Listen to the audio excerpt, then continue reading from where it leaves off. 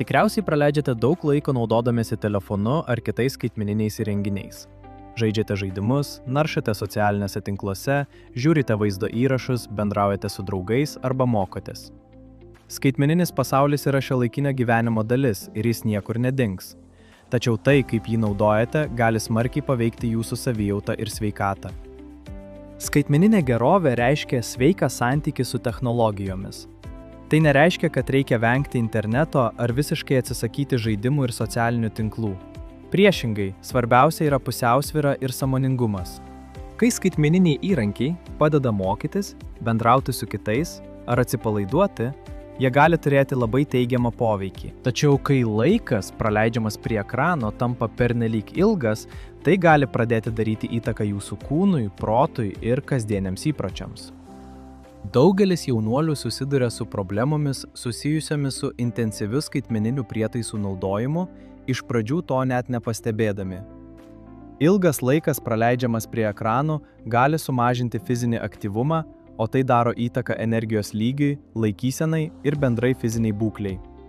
Tai taip pat gali sutrikdyti miegą, ypač jei telefoną naudojate vėlyvą naktį. Ekranų skleidžiama mėlyna šviesa ir nuolatiniai pranešimai neleidžia smegenims atsipalaiduoti, kai jos turėtų ilsėtis. Socialiniai tinklai kartais gali sukelti spaudimą lyginti su kitais, jų pasiekimais, išvaizda, gyvenimo būdu ar sėkme.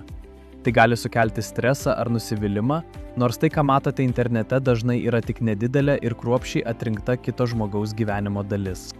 Gera žinia yra ta, kad net nedideli pokyčiai gali duoti didelę naudą. Pavyzdžiui, pabandykite padėti telefoną į šalį bent 30-60 minučių prieš miegą. Tai gali padėti jūsų smegenims atsipalaiduoti ir pagerinti miego kokybę. Dar vienas naudingas įprotis – kas valandą daryti trumpas pertraukas nuo ekrano. Atsistoti, pasimankštinti, šiek tiek pasivaikščioti arba nukreipti žvilgsnį nuo ekrano, kad pailsėtų akys. Taip pat gali būti naudinga per dieną susikurti laiko tarpus be telefono. Pavyzdžiui, leisdami laiką su draugais, valgant ar sportuojant, stenkitės nenaudoti telefono. Tai padės jums labiau pasinerti į dabartį ir mėgautis realaus gyvenimo patirtimis. Taip pat galite užduoti sau keletą paprastų klausimų. Ar man dar lieka laiko sportui, pomėgiams ar susitikimams su draugais realiame gyvenime? Ar po laiko praleisto internete jaučiuosi energingesnis ar labiau pavargęs?